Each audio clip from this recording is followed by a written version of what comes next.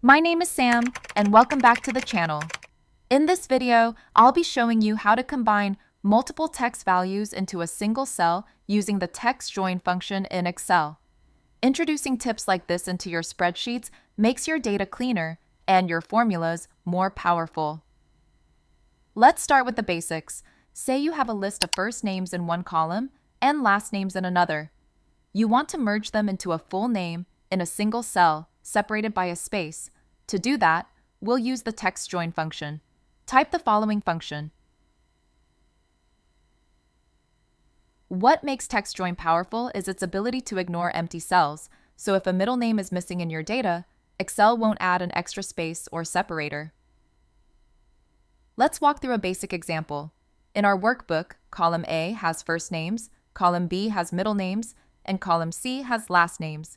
We want to combine all three into column D, the full name column, and separate them by a space. Click into cell D2 and type the TEXTJOIN formula with a space as the delimiter. Make sure to set the second argument to true, so Excel skips any blank middle names. Type the following function. Drag the formula down through your list. Each row now combines the names neatly, even if the middle name is missing. Now for a more intermediate use. Imagine you're preparing customer info for email subject lines and want to merge name, city, and a status label like preferred customer.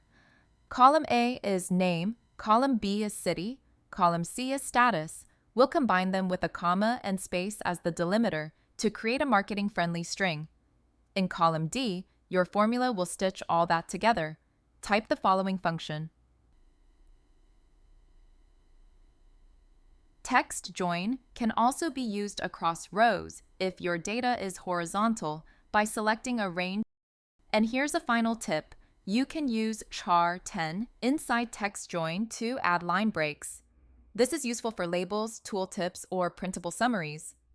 On Windows, press Ctrl+J to input a line break inside a formula. On Mac, use Command plus Option plus Return.